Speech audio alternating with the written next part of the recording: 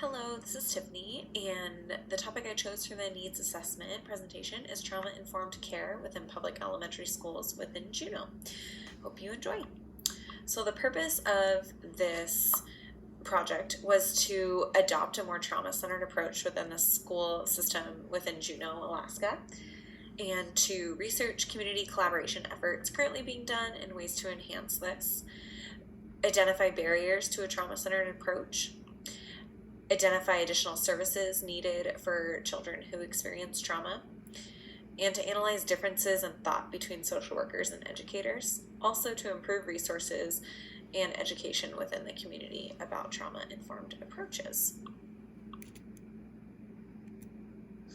I collected data through secondary research, which consisted of 10 peer-reviewed journals, and then primary research through 5 different interviews, including a school counselor, a school principal, a district psychologist, a school social worker, and a therapist through a nonprofit agency.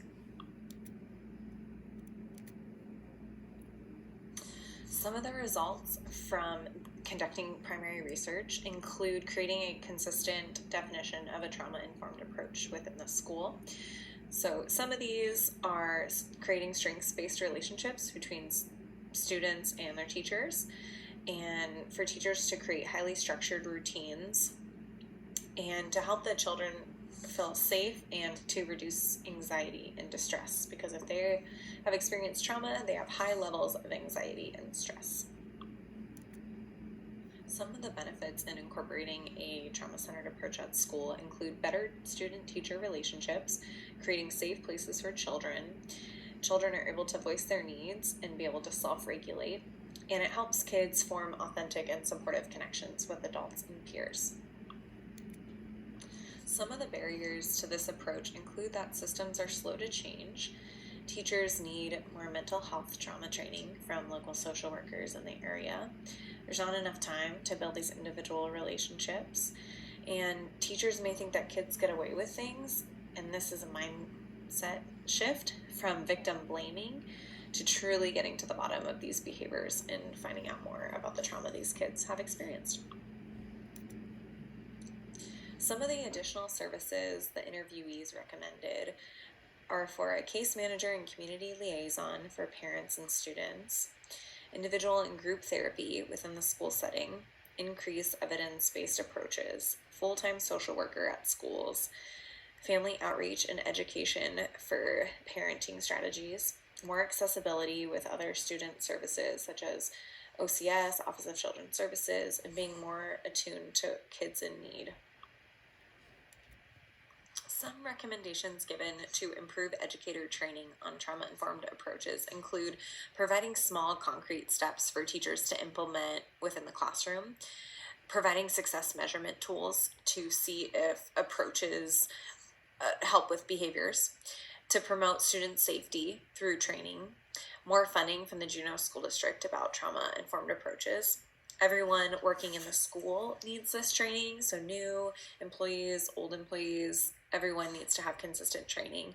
Creating reflection time for educators to apply this information within their own classroom and for specific students, and then social workers within the community leading this training and providing valuable information for teachers. When asked how to get the community more engaged, input included more community outreach is needed, educating parents on parenting strategies, and empowering parents to know what their children's ACE score is, and holding community events for the public, providing information on trauma for parents and community members and families. When asked what advice social workers have for school personnel and vice versa, the answers include trauma is real and it deeply affects kids. Do not be too focused on behavior outbursts, and don't take these outbursts personally, because kids are just trying to communicate something deeper. The child's need for safety is of utmost importance, and relationships is a core way to connect. After conducting the research, some of the recommendations include social workers training educators about trauma-informed approaches, holding events for parents and community members, having more therapists present within schools, increasing engagement between therapists and teachers so they can bounce ideas off of one another, increasing community collaboration, hiring a community liaison, and therapists and psychologists, and observing classrooms.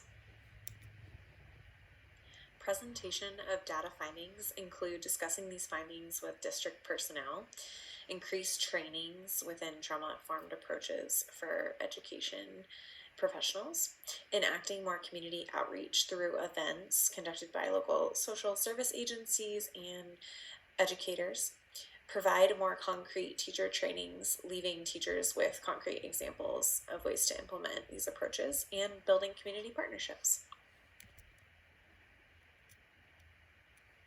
In reflection, some of the key factors that made this assessment successful and effective include a variety of interview participation, conducting secondary research first, and previous relationships built with interviewees. Some of the barriers include not getting an interview response from a school teacher, and in the future, I will interview teachers directly instead of going through email. Being more purposeful with interview questions. So doing more initial research before conducting interviews, and then receiving initial teacher training by attending an in-service training or non-online class to understand the education teachers receive.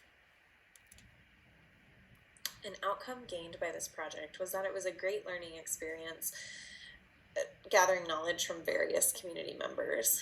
And I learned about the present barriers within incorporating a trauma-informed approach.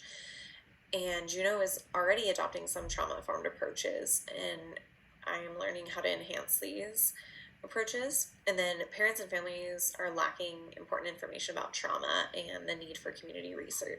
Community outreach is important.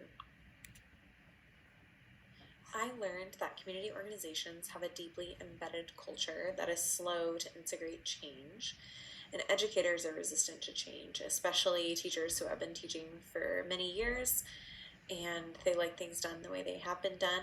And then there's many key players when enacting community change. And as a whole, organizations want to learn and adapt due to recent findings of such as trauma-informed approaches, but it takes time. Thank you for watching the presentation.